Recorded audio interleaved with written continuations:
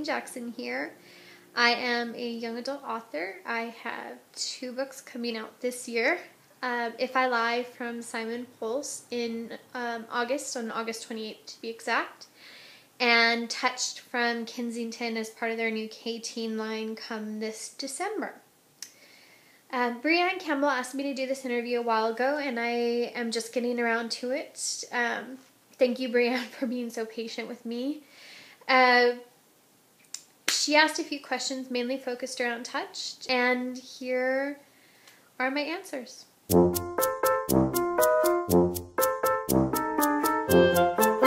I think what came to me was the first scene of Touched, which I don't want to get into in too much detail, but I wanted my heroine to be kick-ass. I didn't want her to be waiting around for a boy to rescue her. I wanted her to be the one with the instinct to rescue others. So Touched is about a girl named Remy who is a healer. She has this ability to heal people with her touch, but there's a huge catch to it because whatever she heals, she takes on that injury. So if your ribs are broken and she heals your ribs, then her ribs snap until she can heal herself. So there always is a cost, and she's always having to weigh what is going to happen to her if she heals someone. The idea did not come all at once. I just wanted to start off with this heroine who could take care of herself, but again, not without cost to herself. So as I got into the writing and got to know the character, she just developed more, and I learned more about her, and the story just kind of rolled out from there.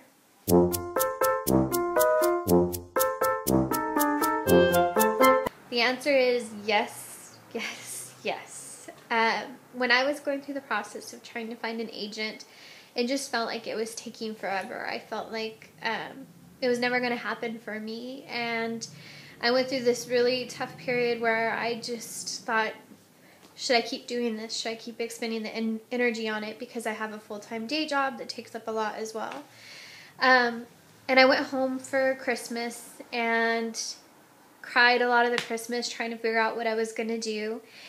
And my family, my brother-in-law in particular, had a digital copy of Touched, and he, as a surprise for me for Christmas, had it bound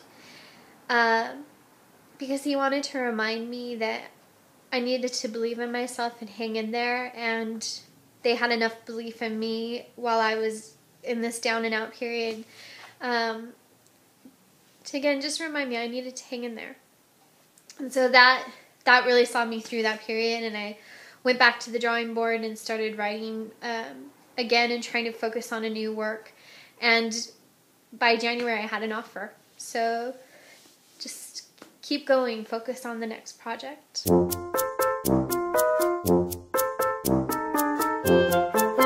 I write at Starbucks. I have a really hard time writing at home. I work my day job from 9 to 6 generally, and by the time I get home I'm tired, and I'll do just about anything besides write. So I have to go out and treat Starbucks kind of like an office, and I'm lucky enough that I have a 24-hour Starbucks in the city. So I write at least 4 weeknights, I should say, a week. After I get off work, I grab dinner and then I head over to Starbucks. I try to get in anywhere between 1,000 and 2,000 words depending on what deadline I'm working against. And then I generally write at least one, if not both days of the weekend. That's when I make up most of my words because I work all week. So I, on the weekend, will do anywhere from 2,000 to 5,000 words a day.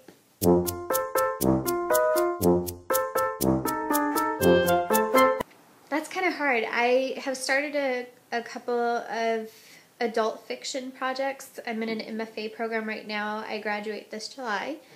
And I wasn't in love with the stories I was working on, though, so I was having a hard time with them. They weren't coming along like I hoped they were. But when I started Touched, it was a completely different process. I was so passionate and on fire for the story that I was writing every day, every night. I was writing like 7 days a week over a few months. And when I got finished with the story, I felt like it was going to see book form. Obviously, as I described before, I went through a dark period when I had a hard time finding an agent, but I did believe in that story, and it's the first book that I finished all the way. So they could say Touched is kind of my first story.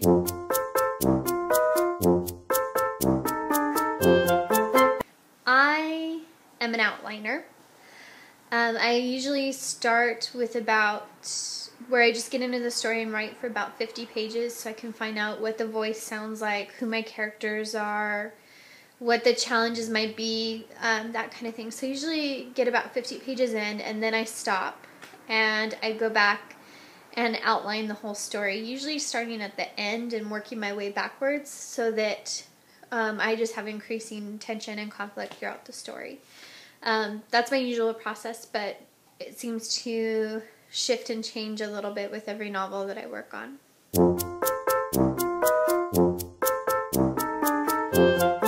I found out I was getting an offer through Twitter.